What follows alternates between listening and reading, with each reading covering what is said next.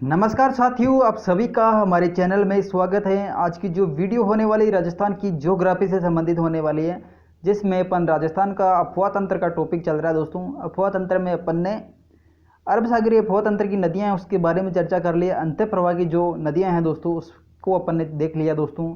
इसके अलावा जो अपना तीसरा जो अफवाह तंत्र है दोस्तों, बंगाल की खाड़ी का अफवाह तंत्र है, उसके बारे में चर्चा कर रहे हैं दोस्तों। इसमें अपन चंबल नदी के बारे में चर्चा कर चुके दोस्तों डिटेल से।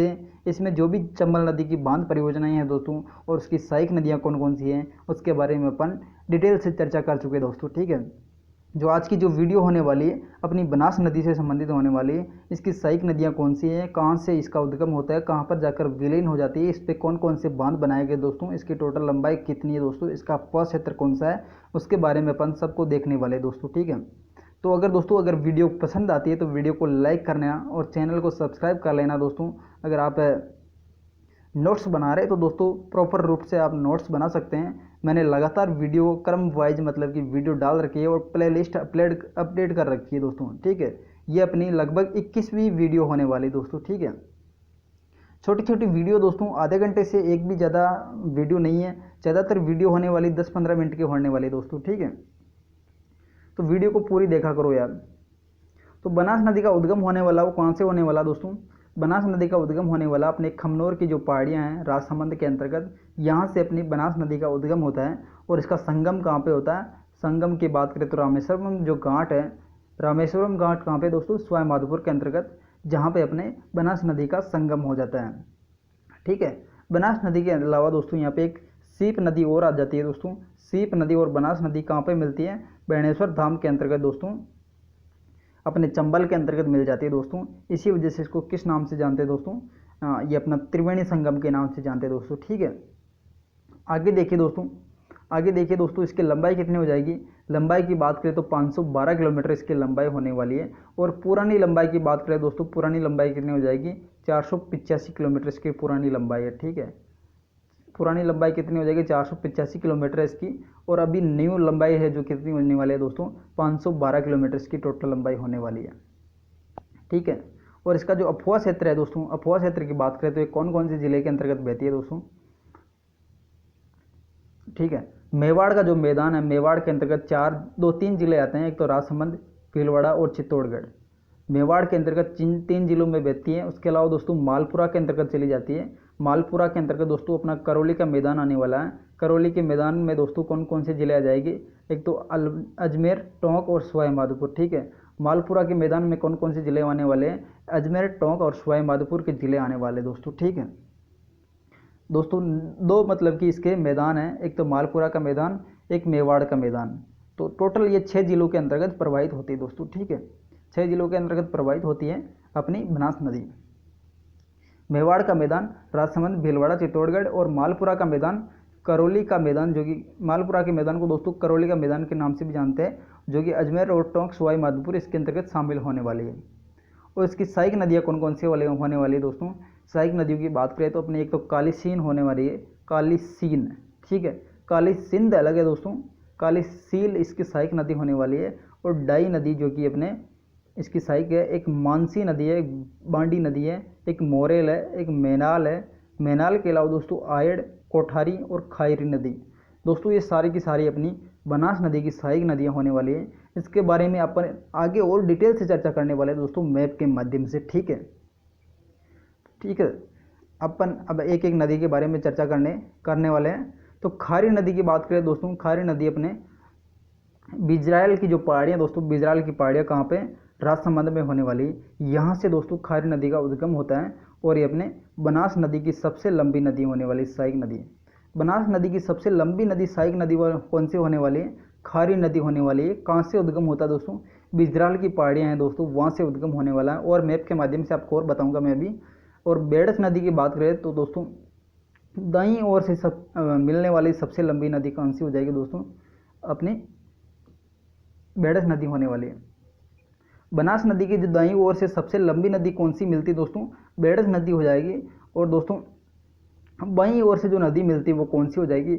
बनास नदी की सबसे लंबी नदी सहायक हो जाएगी खारी नदी। ठीक है, खारी नदी बनास नदी की सबसे लंबी नदी सहायक है, और इसके अलावा दाईं ओर से मिलने वाली सबसे लंबी नदी सहायक कौन सी हो जाएगी, बेड़च नदी होने वाली है दोस्तों। ठीक है, आगे देखिए दोस्तों, यहाँ पे मैप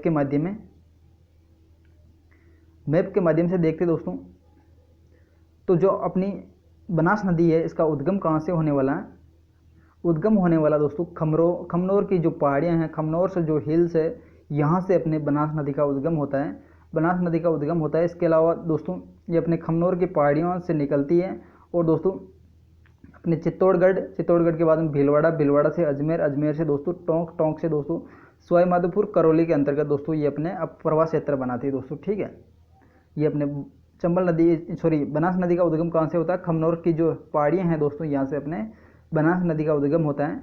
इसमें दोस्तों सबसे पहले जो नदी शामिल होती है, सबसे पहले जो नदी शामिल होने वाली कौन सी हो जाएगी, बेड़च नदी दोस्तों, जो कि अपने गोगुंदा हिल से निकलने वाले दोस्तों, उदयपुर की जो गोगुंदा पहाड़ियाँ हैं, दोस्तों अपने यहाँ से एक बेड़च नदी निकलती है दोस्तों। ठीक है, गोगुंदा की जो पहाड़ियाँ दोस्तों, यहाँ से अपने बेड़च नदी निकलती है, जो कि चित्तौड़गढ़ में बहती हुई दोस्तों भीलवाड़ा के अंतर्गत मांडल नामक स्थान है दोस्तों, मांडलगढ़ नामक स्थान, यहाँ पर एक मेनाल नदी और आ जाती है, और बेड़च नदी है, तीनों मिलकर दोस्तों संगम बनाती है दोस्तों, जिसको अपन त्रिवेणी संगम के नाम से जानते हैं दोस्तों। जो कि ये स्थान कौन से होने वाला दोस्तों, बिगोद का जो क्षेत्र है दोस्तों, यहाँ पे त्रिवेणी संगम बनाती है दोस्तों। ठीक है, बिगोद के अंतर्गत कौन कौन सी नदियाँ हो जाएगी, खमनोर की पहाड़ियों से तो चंबल नदी, ये अपनी बनास नदी निकलती है, और इसके अलावा बेड़च नदी कहाँ से निकलती है, गोगुंदा की पहाड़ियों से एक, इसके अलावा मैनाल नदी और आकर यहाँ पे त्रिवेणी संगम बनाती है। ठीक है, इसके बाद जो नदी इसमें शामिल होने वाली है कौन सी हो जाएगी, दिवेर की पहाड़ियों से एक और नदी निकलती है, जिसका नाम क्या है दोस्तों, दिवेर की पहाड़ियों से जो नदी निकलती है वो अपनी नदी हो जाएगी कोठारी नदी। ठीक है, दिवेर कहाँ पे दोस्तों, राजसमंद के अंतर्गत है।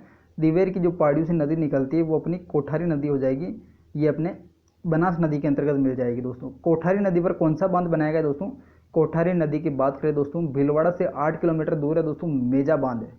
ठीक है, मेजा बांध कौन सी नदी पे बनाया गया दोस्तों, कोठारी नदी पर बनाया गया है। ठीक है, जो कि भीलवाड़ा की जीवन रेखा के नाम से भी जानते हैं दोस्तों, और मेजा बांध पर दोस्तों ग्रीन माउंट के नाम से एक पार्क बनाया गया दोस्तों। ठीक है, कोठारी नदी पर कौन सा बांध बनाया गया दोस्तों, मेजा बांध बनाया गया दोस्तों, जो कि भीलवाड़ा की जीवन रेखा के नाम से भी जाना जाता है दोस्तों। प्राचीन समय में मेजा बांध के द्वारा दोस्तों भीलवाड़ा जिले को जल की आपूर्ति होती दोस्तों। ठीक है, इसके बाद दोस्तों आगे बात करते हैं दोस्तों, जो बनास नदी है इसके अंतर्गत बिजराल की पहाड़ियों से एक खारी नदी निकलती है, जो कि अपने देवली के पास मतलब कि एक डाई नदी के साथ दोस्तों चंबल नदी के जो बनास नदी है इसमें संगम बनाती है दोस्तों। ठीक है, अजमेर से एक नदी निकलती है जिसका नाम है दोस्तों डाई नदी, जो कि अपने अजमेर में कहाँ से निकलती है दोस्तों, नसीराबाद की जो पहाड़ियाँ हैं दोस्तों वहाँ से निकलने वाली नदी कौन सी हो जाएगी, डाई नदी। और बिजराल की जो पहाड़ियाँ हैं वहाँ से कौन सी नदी निकलती है दोस्तों, खारी नदी। डाई नदी और खारी नदी दोनों बनास नदी के अंतर्गत शामिल होती है दोस्तों, कहाँ पर, देवली के पास में शामिल हो जाती है, यहाँ पे अपना त्रिवेणी संगम बनाती है दोस्तों। ठीक है, और जो तीसरा त्रिवेणी संगम कहाँ पे बनता है दोस्तों, तीसरा जो त्रिवेणी संगम बनता है अपना बेणेश्वर धाम क्या है यहाँ पे, रामेश्वर धाम दोस्तों, जिसमें एक तो सीप नदी आकर मिलती है, इसके अलावा दोस्तों एक अपनी बनास नदी आकर मिलती है, जो कि चंबल के अंतर्गत मिलती है, जो कि तीसरा संगम होने वाला दोस्तों रामेश्वर धाम। एक संगम कहाँ पे बनता है दोस्तों, पहला संगम तो बन जाएगा अपना बिगोद के पास, दूसरा संगम कहाँ पे बन जाएगा दोस्तों, देवली के पास बनने वाला है, और तीसरा जो संगम बनने वाला अपने रामेश्वर महादेव, जो कि सवाई माधोपुर के अंतर्गत दोस्तों यहाँ पे तीसरा संगम बनता है। ठीक है, इस पर 2 बांध बनाए गए दोस्तों, एक बांध तो अपना क्या नाम है दोस्तों इसका, बिशलपुर बांध हो जाएगा।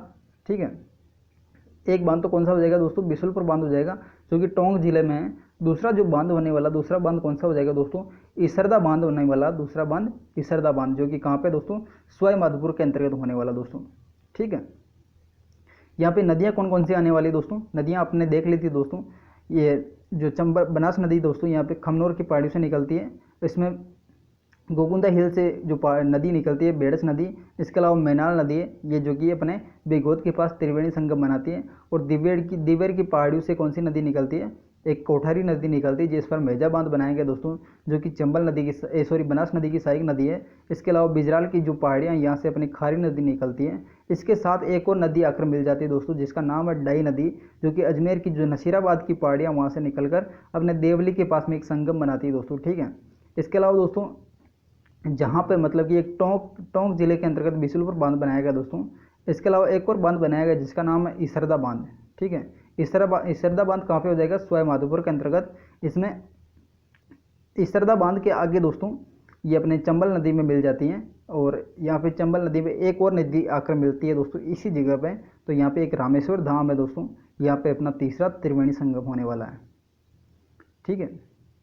त्रिवेणी संगम कौन कौन सी नदियों का बनता है दोस्तों? त्रिवेणी संगम की बात करें तो बनास, बेड़च, मैनाल, बिगोद के अंतर्गत भीलवाड़ा में बनता है। इसके अलावा दोस्तों बनास, खारी और डाई जो कि अपने देवली के पास में दोस्तों ये संगम बनता है दोस्तों, ठीक है। इसके अलावा अपन बात करें दोस्तों बनास, चंबल और सीप जो कि रामेश्वरम घाट कहाँ पे हो जाएगा, सवाई माधोपुर के अंतर्गत, ठीक है। तीनों संगम हो जाएगी दोस्तों चंबल अपने बनास नदी पर। और इसकी विशेषताएं कौन कौन सी होने वाली है? विशेषताएं की बात करें तो इसके जो उपनाम है, उपनाम की बात करें तो कौन कौन से नाम है दोस्तों? एक तो वन की आशा भी कहते हैं दोस्तों, और वर्णाशा भी कहते हैं दोस्तों। बनास नदी के उपनाम कौन से हो जाएंगे? एक तो वन की आशा और वर्णाशा के नाम से भी जानते हैं, और इसको वशिष्ठी नदी के नाम से भी जानते हैं दोस्तों। बनास नदी के उपनाम कौन कौन से हो जाएंगे? वन की आशा, वर्णाशा या वशिष्ठी नदी के नाम से भी जानते हैं, ठीक है। आगे देखिए दोस्तों इसके त्रिवेणी संगम कौन कौन से थे अपने देख ले दोस्तों। त्रिवेणी संगम की बात करें तो त्रिवेणी संगम एक तो बनास, बेड़च और मैनाल। बनास, बेड़च, मैनाल बिगोद के अंतर्गत भीलवाड़ा में। बनास, खारी, डाई अपने राजमहल जो कि देवली के पास में है दोस्तों, राजमहल भी यहाँ पे अपने दूसरा त्रिवेणी संगम बनता है। इसके अलावा जो तीसरा जो त्रिवेणी संगम अपने रामेश्वर धाम, सवाई माधोपुर के अंतर्गत बनास, चंबल और सीप नदी का बनने वाला है, ठीक है। अपने तीनों त्रिवेणी संगम के बारे में देख लिए जो कि बनास नदी पर बनने वाले हैं, ठीक है। तो राजस्थान में सर्वाधिक जो प्रदूषित नदी है वो मानी जाती है दोस्तों, वो सर्वाधिक प्रदूषित नदी कौन सी हो जाएगी? चंबल नदी, ये बनास नदी होने वाली है, ठीक है। सर्वाधिक प्रदूषित नदी कौन सी हो जाएगी? अपनी बनास नदी होने वाली है। और राजस्थान की एकमात्र ऐसी नदी है जो कि 3 त्रिवेणी संगम बनाती है दोस्तों, ठीक है। एकमात्र ऐसी नदी है जो कि 3 त्रिवेणी संगम बनाती है। सर्वाधिक त्रिवेणी संगम बनाने वाली नदी कौन सी हो जाएगी? अपनी बनास नदी होने वाली है। केवल पूर्णतः मतलब कि पूर्ण रूप से राजस्थान में बहने वाली सबसे लंबी नदी कौन सी हो जाएगी? अपनी बनास नदी होने वाली है। वैसे राजस्थान की सबसे लंबी नदी कौन सी हो जाएगी? चंबल नदी हो जाएगी। लेकिन पूर्ण बहाव की दृष्टि से, केवल राजस्थान में बहाव की दृष्टि से सबसे लंबी नदी कौन सी हो जाएगी?